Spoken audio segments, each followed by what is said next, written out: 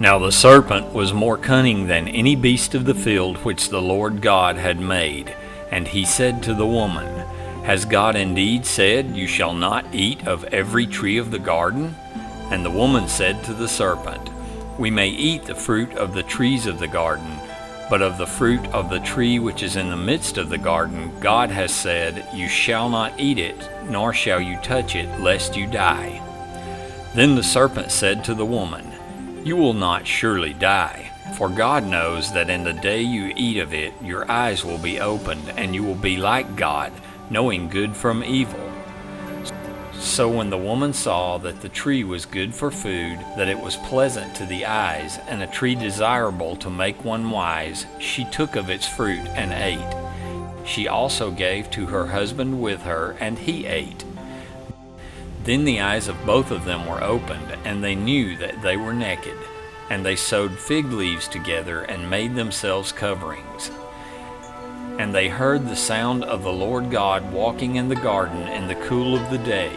And Adam and his wife hid themselves from the presence of the Lord God among the trees of the garden. Then the Lord God called to Adam and said to him, Where are you?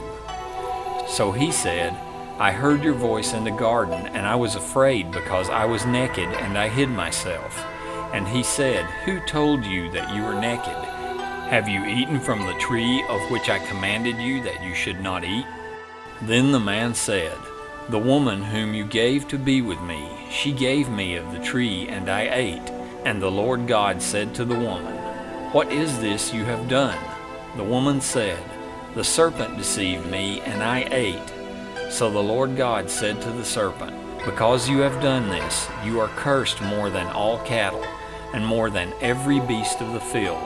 On your belly you shall go, and you shall eat dust all the days of your life. And I will put enmity between you and the woman, and between your seed and her seed. He shall bruise your head, and you shall bruise his heel. To the woman he said, I will greatly multiply your sorrow and your conception. In pain you shall bring forth children.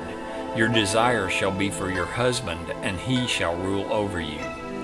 Then to Adam he said, Because you have heeded the voice of your wife, and have eaten from the tree of which I commanded you, saying you shall not eat of it, cursed is the ground for your sake. In toil you shall eat of it all the days of your life. Both thorns and thistles it shall bring forth for you, and you shall eat the herb of the field.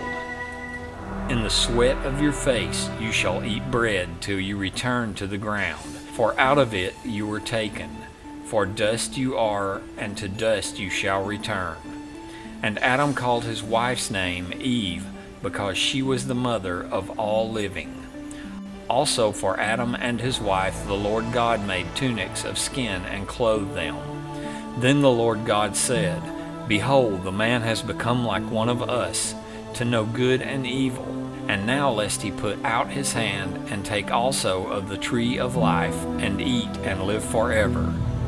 Therefore the Lord God sent him out of the Garden of Eden to till the ground from which he was taken. So he drove out the man, and he placed cherubim at the east of the Garden of Eden, and a flaming sword which turned every way to guard the tree of life.